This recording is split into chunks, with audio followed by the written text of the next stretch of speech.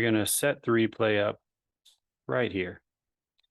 And we're looking for zones. This is going to be a zone type strategy. You look at highs and lows of particular areas, and then possibly breaks and retests of areas.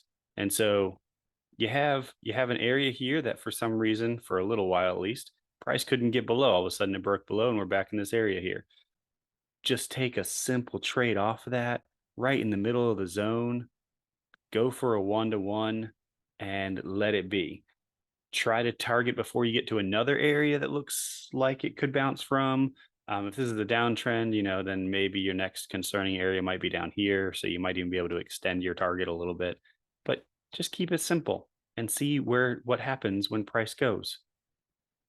Oh no, price did not work out. Cool. Win, lose, doesn't matter. The idea is to take the trades, track the results.